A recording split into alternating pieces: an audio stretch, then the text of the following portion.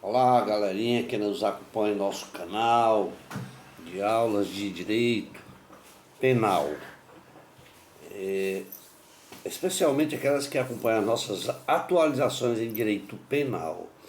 Hoje resolvemos falar um pouco sobre, dentro do direito penal, sobre os efeitos do isolamento social por conta do Covid-19, os limites, a criminalização do descumprimento das medidas administrativas sanitárias. Antes de iniciarmos, gostaria de pedir a todos que nos acompanham, que se não, ainda não fizeram sua inscrição, que assim façam e nos ajudem,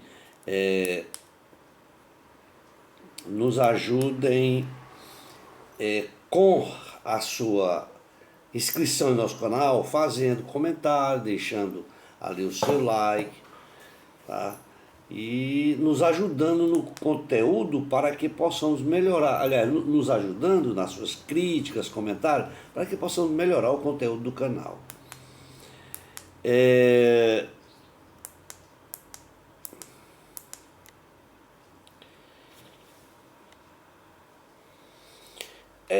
Nós resolvemos falar sobre este assunto porque, tendo em vista que para o controle do coronavírus no Brasil foram implementados várias medidas sanitárias por órgãos do Poder Executivo, da União, dos estados e dos municípios, e que a sua fiscalização ela foi realizada pela polícia, que naquele momento, considerava que o descumprimento dessas medidas configuraria um delito de desobediência ou de infração de medida sanitária, que havia sido uma medida sanitária preventiva. O nosso objetivo aqui é demonstrar a impossibilidade jurídica de responsabilização penal em decorrência desses descumprimentos, dessas medidas sanitárias definidas pelo governo estaduais e municipais, mediante atos administrativos que previam ali sanções para o caso, este caso, e determinava como infração. O nosso objetivo aqui é demonstrar sobre esse aspecto e de seus fundamentos básicos. Quais sejam? Primeiro, era a impossibilidade de complementação de uma lei penal, de acordo com o artigo 268 do Código Penal, em que os estados e municípios, devido à competência exclusiva ser da União para legislar sobre direito penal. Também sobre a impossibilidade da incidência de sanção penal para os casos de desobediência de uma ordem de um funcionário público. Está lá no artigo 330 do Código Penal, cujo conteúdo seja o cumprimento de uma norma administrativa e para cuja infração seja prevista uma sanção. Ora, a Lei 13.979 de 2020, ela definiu 3 medidas sanitárias a serem adotadas para o enfrentamento dessas emergências de saúde pública. Quais sejam? A primeira foi o isolamento da pessoa doente ou contaminada, além dos objetos de animais afetados, etc. Está lá no seu artigo 2º, inciso 1 e parágrafo 3º, inciso 1. Também dizia respeito à quarentena, definida como uma restrição de atividade ou separação de pessoas suspeitas de contaminação, certo? Que estivesse doente, né? Está lá no seu artigo 2º, parágrafo 2º e 3º, parágrafo 2º. Também restrições excepcional e temporária da entrada e saída do país e da locomoção interestadual e intermunicipal por rodovias, portos, aeroportos. Está lá no seu artigo 3º, inciso 6º, com redação dada pela a medida provisória 926 de março de 2020. Posteriormente a essa portaria, veio a portaria número 454 do Ministério da Saúde, que definiu uma medida restritiva adicional não prevista lá na Lei 13.979, por tratar-se do distanciamento social imposto às pessoas com mais de 60 anos de idade, que devem restringir seus deslocamentos para a realização de atividade estritamente necessária, evitando transporte, utilização de transporte coletivos, viagens, eventos esportivos, culturais, artísticos, científicos, comerciais e até religiosos. E outros com concentração próxima de pessoas. Está lá no artigo 4º da lei. Esta medida ela viria a ser denominada um isolamento vertical. As legislações estaduais e municipais, posteriormente, dentre vários estados e municípios, adotaram medidas complementares, com restrição de atividades laborais, comerciais, prestação de serviços, de forma generalizada e também limitando, ou seja, com uma limitação da circulação interestadual e intermunicipal de pessoas, assim como também de veículos, né? De transporte coletivo e de passageiro. Além disso, eles foram suspensos também as aulas presenciais em instituições de ensino, tanto particulares como públicas. Foi proibida a reunião de pessoas a qualquer título, e ainda foi proibida a circulação de pessoas por espaços públicos, tais como praça, parques, praia, inclusive até as calçadas. Estas medidas passaram a ser denominadas isolamento horizontal. E a quantidade de regulamentações, assim como a variedade de seus conteúdos, abrangências, prazos e requisitos, certo? Inviabiliza, portanto, uma descrição minimamente homogênea para que possa permitir uma definição geral das atividades proibidas, bem como de suas características e até de períodos. Quando se fala de consequências penais, podemos observar que isso foi um introito do que ocorreu, certo, com essas leis devido ao coronavírus. Agora, quando se tratar das consequências penais, nós podemos afirmar que a polícia ela passou a fiscalizar o cumprimento das medidas e a considerar que seu descumprimento, certo? O seu descumprimento, ele poderia configurar prática de crimes de descumprimento de medida sanitária preventiva ou de desobediência. De fato, o artigo 4º e o 5º da Portaria Interministerial, número 5, de 2020, estabelecem que o descumprimento das medidas de isolamento e quarentena previsto no artigo 3º, inciso 1 e 2 da Lei 13.979, poderá sujeitar as infrações aos infratores às sanções penais combinadas no artigo 268 e 300 do Código Penal. Porém, a classificação de um fato como um delito não decorre de força normativa de uma portaria. Esta classificação jurídica resulta de correspondência do fato como uma hipótese definida na lei penal e não de qualquer definição implementada por um ato do Poder Executivo. Portanto, a análise da tipicidade do fato, ele deve ser realizado diretamente em relação ao tipo penal, porquanto o crime de descumprimento de medida sanitária prevista, conforme previsto nos artigos 268 do Código Penal, ele define este crime da seguinte forma: infringir determinação do poder público destinada a impedir a introdução ou propagação de doença contagiosa. Essas determinações, elas são consideradas uma lei penal em branco, determinações do governo e das prefeituras municipais e dos estados, certo? Pois essas determinações do poder público, elas são estabelecidas em atos normativos complementares. O texto normativo complementar é a Lei 13.979 de 2020, e o conteúdo desses elementos, do tipo determinação do poder público, ele é definido em seus artigos. Meu Deus.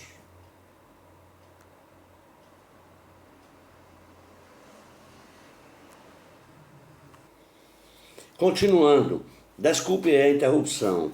Portanto, como nós havíamos falado, o isolamento de pessoas doentes ou contaminadas é uma medida de abrangência individual determinada por descrição médica e cuja validade é condicionada à notificação da pessoa mediante termo de consentimento, conforme dispõe o artigo 3º da portaria do Ministério da Saúde, 356 de 2020, e os artigos 2 e 3 da portaria 454 de 2020. Portanto, o isolamento de objetos, animais afetados e a quarentena pessoal consiste na separação de pessoas, objetos e animais suspeitos de contaminação, de pessoas que não estiveram doentes. Está também, está definido como uma medida de abrangência individual, cuja implementação deve ser realizada conforme os protocolos de número 10 da portaria 356 de 2020. A restrição de entrada e saída do país também é uma medida de abrangência geral, que foi regulamentada por diversas portarias interministeriais, em atendimento lá ao artigo 6º, ao parágrafo 6º do artigo 3º da Lei 13.979. Portanto, devemos observar que todo esse conteúdo dessas complementações à lei penal foi implementado por um instrumento idôneo para esta finalidade. Devemos entender que uma lei ordinária regulamentada por portarias federais e é suficientemente determinado, embora sua quantidade e complexidade dificultem o conhecimento do seu conteúdo pelos destinatários das normas. Porém, devemos também entender que em relação às medidas de âmbito geral de quarentena, consistente na restrição das atividades e de limitações e locomoção interestadual e intermunicipal, há lacuna de complementação da lei penal, quem vai impedir, portanto, a sua aplicação. A legislação federal não definiu quais seriam as atividades restringidas e também não estabeleceu nenhuma limitação à locomoção interestadual ou intermunicipal. A portaria, portanto, devemos também entender que na Lei 13.979 não há nenhuma complementação suficiente ao tipo para a especificação de qual a determinação do poder público seria infringida nesses casos. No caso da quarentena pela restrição de atividades, o conteúdo do tipo não é suficientemente determinado, porque a lei não especifica qual atividade esteja restringida e nem de que forma ela tem que ser restringida. Portanto, não está identificado que a medida possa ser descumprida pelo destinatário da norma. Isto inviabiliza a configuração de uma hipótese delitiva, pois as restrições mencionadas, certo, nas medidas provisórias, não tiveram seu objeto definido. Ou seja, embora a lei tenha previsto formalmente a existência da medida, não definiu qual seria estas medidas. Como complemento do tipo, integra o próprio tipo, também é submetido ao princípio da taxatividade, em que, em decorrência do qual a lei deve ter um conteúdo certo. A mera previsão legal da medida da quarentena com a restrição de atividades, sem a especificação de quais sejam estas atividades, é uma disposição vaga, que não satisfaz os requisitos de certeza do princípio da legalidade.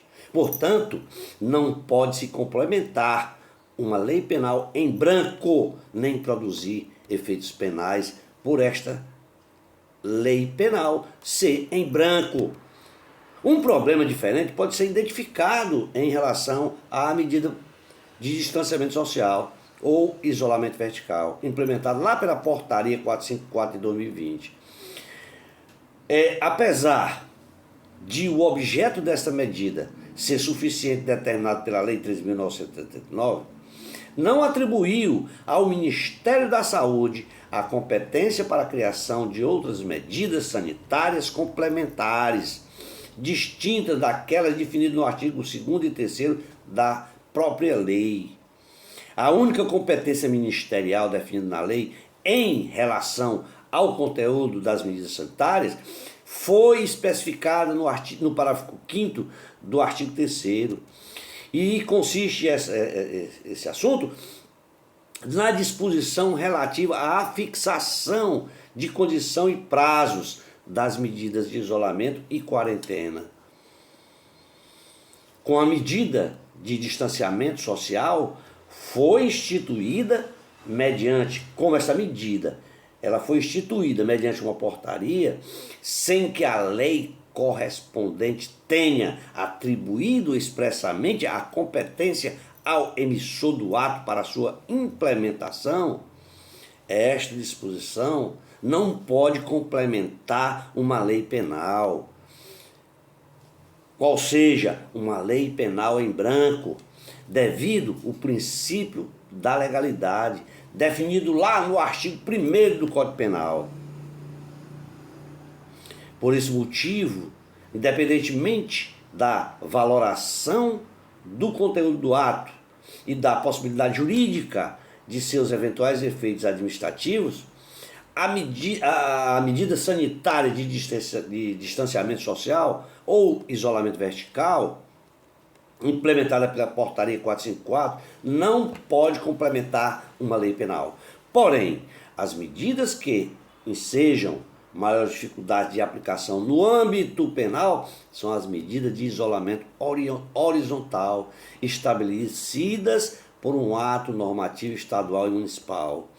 A Lei 13.979, esse é o parágrafo 3º, no seu artigo 3º, parágrafo 7º, inciso 2, possibilitou aos gestores locais de saúde a adoção das medidas relacionadas ao inciso 1, 2 e 6º do artigo 3º, que diz respeito ao isolamento, à quarentena e à restrição à circulação de pessoas, mas não a definição de outras medidas distintas daquelas. Portanto, várias medidas foram implementadas em estados e municípios, diferentemente, cada estado e município adotava a sua medida, cujo conteúdo diferente do definido pela Lei 13.909 e que tem uma abrangência mais restritiva. O problema é que lá no artigo 22, inciso 2, 1 da Constituição Federal, este artigo estabelece expressamente que compete preventivamente, privativamente, a União legislar sobre direito penal. Portanto, o artigo 22 da Constituição Federal diz lá que é privativo da União legislar sobre direito penal e não estados e municípios através de normas.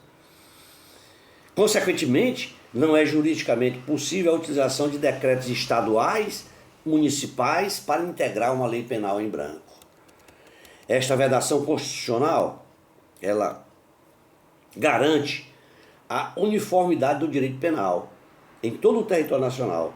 E se não existisse essa reserva de competência, o mesmo fato poderia ser considerado crime em uma cidade e não em outra, devido a essas diferenças.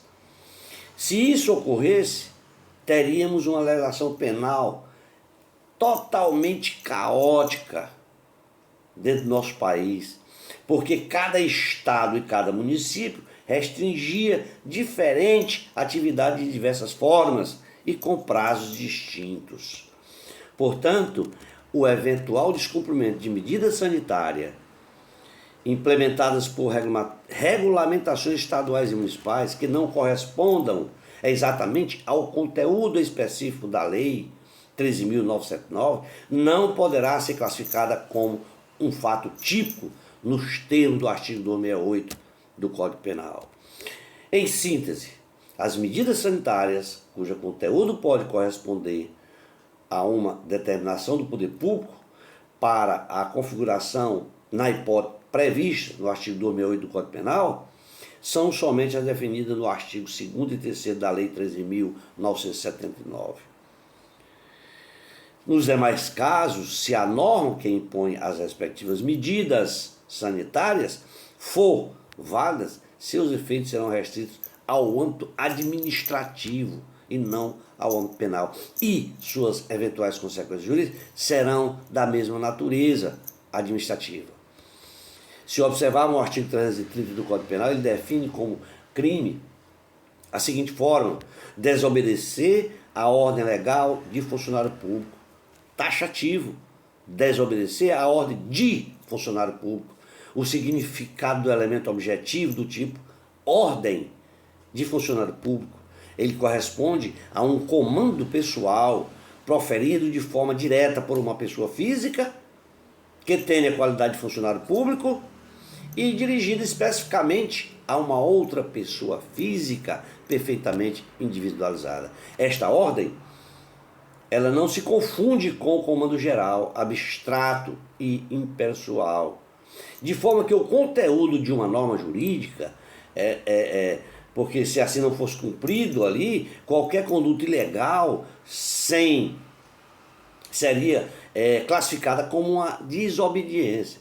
Portanto, uma proibição, seja ela estabelecida por uma lei ou um decreto, não é uma ordem no sentido de que se analisava o artigo 330 do Código Penal. A desobediência somente poderia se configurar se o funcionário público, no caso o policial, por exemplo, lhe ordenasse de forma pessoal e direta a cessação da atividade proibida pelo decreto e as pessoas descumprissem essa ordem de forma imediata. Porém, o mero exercício de qualquer atividade proibida pelo decreto não configura em si uma desobediência a uma ordem nos termos do artigo 330 do Código Penal. Portanto, o fato não é típico em relação a esta norma penal. De modo que, mesmo no caso de descumprimento de ordem proferida pela polícia, há um requisito estrutural adicional à classificação deste fato como um delito. Trata-se da inexistência de sanção administrativa aplicada pela infração cometida.